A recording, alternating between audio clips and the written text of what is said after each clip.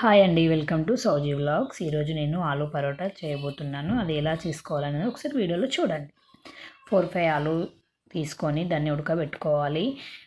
నేనైతే గోధుమ పిండి తీసుకున్నాను. కొంచెం సాల్ట్ వేసుకోవాలి, ఆయిల్ కూడా వేసుకొని మంచిగా మెత్తగా కలుపుకోవాలి. స్మూత్గా ఉండాలి పిండి అనేది. గట్టిగా వస్తే ఇది సరిగ్గా రాదు.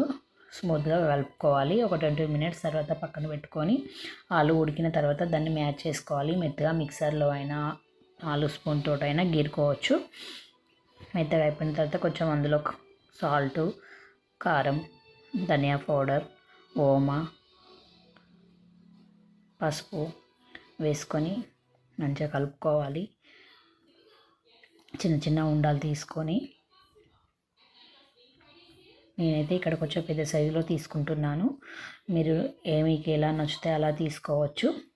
చిన్నగా అనుకుంటే చిన్నగా తీసుకోవచ్చు, పెద్దగా అనుకుంటే పెద్దగా చేసుకోవచ్చు.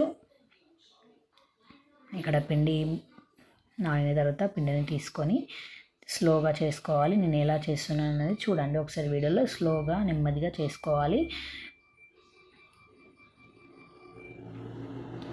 చాలా మంచిగా ఉంటుంది, టేస్ట్ కూడా సూపర్గా ఉంటుంది. ఇది పిల్లలకి స్నాక్స్లో కానీ టిఫిన్లో కానీ బాగుంటుంది. ఇందులో ఆలు కర్రీలో కొంచెం స్పైసీ చేసుకునే వాళ్ళు కారం వేసుకోవచ్చు, మిరియాల పౌడర్ వేసుకోవచ్చు. మీకు నచ్చితే వేసుకోండి. స్పైసీ తినని వాళ్ళు నార్మల్గా సరిపోతుంది.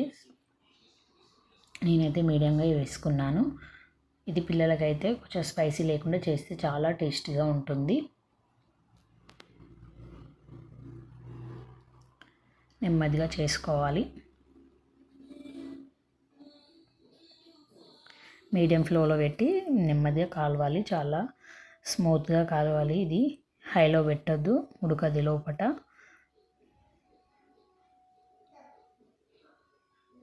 కొంచెం టైం టేకింగే ప్రాసెస్ ఉంటుంది, స్లోగా కలవాలి.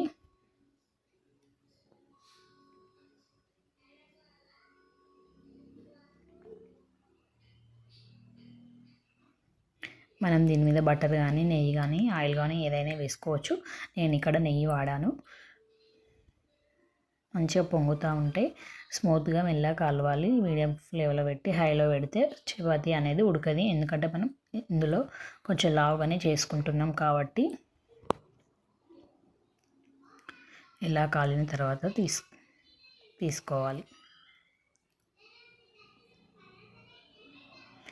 ఆలు పరోటా రెడీ. కొంచెం మృదుగానే ఆలులు కాల్చుకోవాలి, లేతగా కాలవద్దు, ఎందుకంటే ఉడకది, టేస్ట్ కూడా ఉండదు. ఆలు పరోటా రెడీ. ఈ వీడియో నచ్చినట్లయితే లైక్, షేర్, సబ్స్క్రైబ్ చేయండి. ఇంకా మరిన్ని వీడియోలతో మీ ముందు ఉంటాను. మీకు ఏ వీడియో కావాలో కామెంట్ చేయండి.